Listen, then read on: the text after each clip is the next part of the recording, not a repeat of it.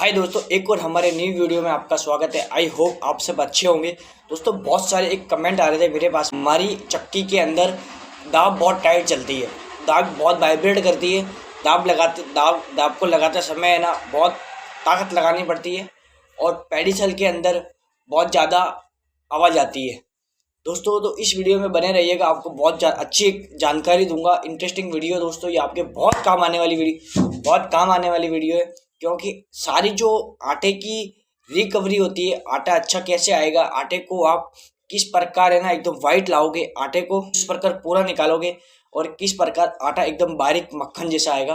तो अगर चैनल पे नए हो तो चैनल को सब्सक्राइब करो और वीडियो को लाइक करो। तो जब भी आपकी दाब अगर बहुत टाइट चलती है तो उसमें सबसे बड़ा जो रोल होता है वो रोल होता है एक दाब बैरिंग का और एक पेडिसल बैरिंग का। बाकी इसमें कोई रोल नहीं होता है। अगर आपकी दाब अगर बिल्कुल टाइट चल रही है तो सबसे पहले तो मैं आपको है ना दाब बैरिंग के बारे में बताऊंगा कि आपको दाब बैरिंग कौन सा लगाना चाहिए और किस तरीके से आपको दाब बैरिंग को यूज करना है। उसके बाद में मैं आपको बताऊंगा कि लगाने के बाद में दाब वाइब्रेट करती हो तो वो वाइब्रेट क्यों करती है, क्या कारण है उसका, है ना। मैं आपको बताऊंगा। अगर सबसे ज्यादा अगर दाब अगर टाइट चलती है तो सबसे जो मेन रोल होता है दाब के अंदर वो आपने दाब बैरिंग कौन सा लगा रखा है। अगर दाब बैरिंग आजकल बहुत लोकल कंपनी के आते हैं, आपको दाब बैरिंग अगर आपका लोकल कंपनी का है तो दाब बैरिंग बार बार टाइट हो जाएगा। टाइट होने के बाद दाब टाइट चलेगी, मतलब वो उसमें छर्रे बरोबर सूख जाएंगे। तो मैं आपको बताऊंगा कि आपको दाब दोस्तों ये वाला काम में लेना है। तो ये जो बैरिंग है, ये बैरिंग दाब बैरिंग है, ये पूरा कवर्ड आता है। तो दोस्तों ये वाला जो दाब बैरिंग है मैं ये वाला यूज करता हूँ, इसमें बहुत अच्छी क्वालिटी है। ये बैरिंग एनबीसी का आता है। एनबीसी कंपनी बहुत अच्छा बैरिंग निकालती है ना। मैं तो ये एनबीसी का यूज करता हूँ, इसलिए मेरी चक्की के अंदर इतनी दाब बिल्कुल बिल्कुल मक्खन जैसी चलती है, फ्री चलती है। और दाब में ज़्यादा मुझे लोड भी नहीं लगाना, मतलब ज़्यादा ताकत भी नहीं लगानी पड़ती और दाब वाइब्रेट भी नहीं करती है। वाइब्रेट अगर आपकी दाब नहीं करेगी तो आटा आपका अच्छा आएगा, आटा आपके चक्की के अंदर है ना जमेगा भी नहीं, है ना। क्योंकि अगर दाब चिपक जाती है बार बार तो दोनों पत्थर फ्री पत्थर और जाम पत्थर एक दूसरे से अलग नहीं होते, तो वो आटा उसमें जलता है। जलने से क्या होता है कि कस्टमर का आटा जब आप पीसोगे तो उसमें है ना गीला आटा मतलब पपड़ी आएगी, आटा कम पड़ेगा, आटा मतलब बहुत ज़्यादा मतलब मेरा उसमें चापट निकलेगा। तो सबसे ज़्यादा जो रोल होता है वो दाब बैरिंग का होता है। और जो पेडिसल का बैरिंग होता है, अगर आपकी दाब अगर ज़्यादा वाइब्रेट कर रही है तो वो सबसे ज़्यादा होता है पेडिसल। पेडिसल में क्या होता है कि पेडिसल में अगर आपका बैरिंग चिपक जा मतलब शाफ्टिंग बैरिंग के चिपक जाती है तो चिपकने से दाब आपको ज़्यादा लगानी पड़ेगी। अगर आपका बैरिंग उस शाफ्ट से चिपक गया तो आप जितना भी दाब लगाओगे तो आपका आटा कभी बारीक आ ही नहीं सकता। क्योंकि बारीक आटा आने के लिए पेडिसल का जो बैरिंग होता है वो एकदम फ्री होना चाहिए। और मेरे हर वीडियो में आपने देखना, मैंने आपको यही बताया, पेडिसल के जब भी आप चक्की को एक बार ऑन करते हो तो आपको थोड़ा थोड़ा ग्रीस तीनों बैरिंगों में देना है। और यहाँ तक कि तो ये दाब वाला बैरिंग है, इसमें तो आपको रोज ही देना है, क्योंकि इसमें ज़्यादा ग्रीस भर नहीं सकते, है ना। इसके अंदर जब भी चक्की को स्टार्ट करते हैं तो आपको थोड़ा सा ग्रीस दाब बैरिंग में जरूर भरना चाहिए। क्योंकि मैं तो भरता ही हूँ, क्योंकि इससे दाब एकदम फ्री चलेगी। अगर आपकी दाब अगर फ्री चलती है तो चक्की एकदम पानी के जैसे मक्खन जैसे चलेगी और आपका आटा एकदम बारीक आएगा, पॉलिशदार आपका आटा आएगा। जब भी चक्की के अंदर है ना दाब की समस्या आती है तो वो आटे को बिगाड़ती है। आटा बिगड़ेगा तो फिर आप कस्टमर को अच्छा आटा दे नहीं सकोगे। तो जो पेडिसल है, पेडिसल के अंदर आपको क्या करना है कि डेली मतलब आपको एक तो कंपनी वाले बैरिंग लगाने हैं, अच्छे जो कंपनी के बैरिंग हो। और आपको जब भी आप चक्की को स्टार्ट करते हो मॉर्निंग के अंदर सुबह थोड़ा सा ग्रीस आपको फर्स्ट सेकंड थर्ड मतलब तीन बैरिंग और चौथा बैरिंग दाब मतलब आपको थोड़ा थोड़ा ग्रीस सब में भरना है।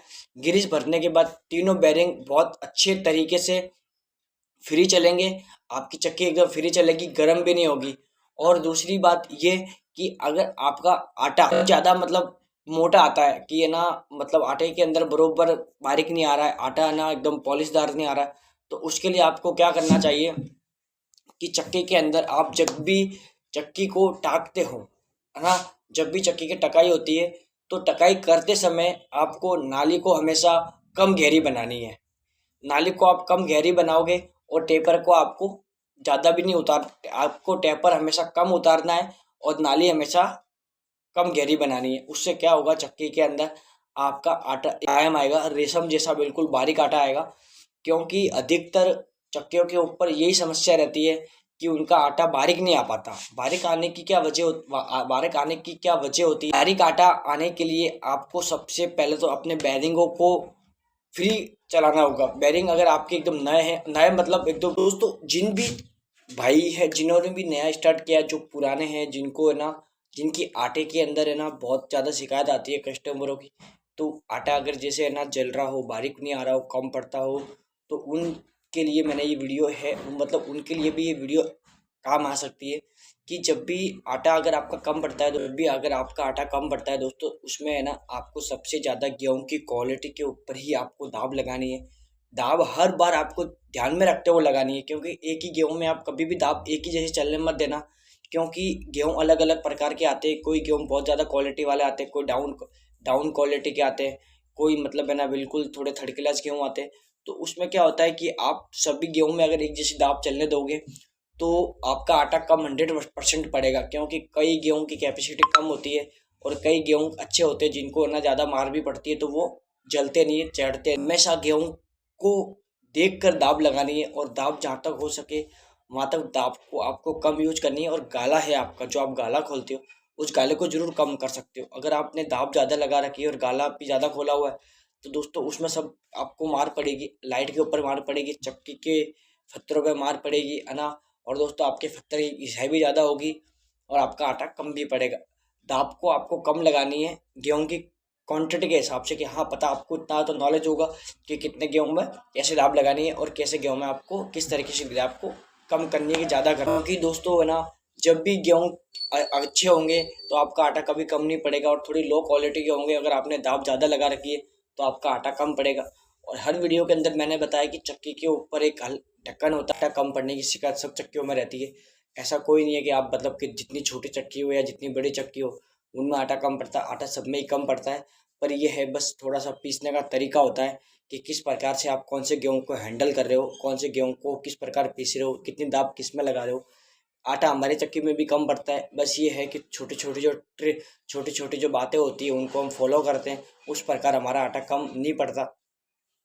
और पड़ता भी है तो हम उनको अपना आटा डाल के पूरा भी करते हैं, क्योंकि ये तो कोई जाहिर सी बात है कि सब गेहूं एक जैसे तो कभी होते ही नहीं है, क्योंकि सब चक्कियों पे अलग अलग प्रकार के गेहूं आते हैं। हमारे पास भी लो क्वालिटी के गेहूं आते हैं, तो हम उसको हल्का सा ना कम गाले के अंदर पीसते हैं, और जो अच्छी क्वालिटी के गेहूं आते हैं उसको हम खुल मतलब अच्छी अच्छी दाब और अच्छे गाले के हिसाब से पीसते हैं।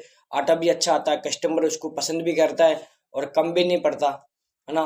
तो दोस्तों सबसे बड़ी बात है, हर गेहूं को आपको उनको देख के दाब लगानी है। एक बार आप इस चीज़ को फॉलो करना, आपको जरूर रिजल्ट देखने को मिलेगा। और दोस्तों अब है ना इस वीडियो को यहाँ ख़त्म करते हैं।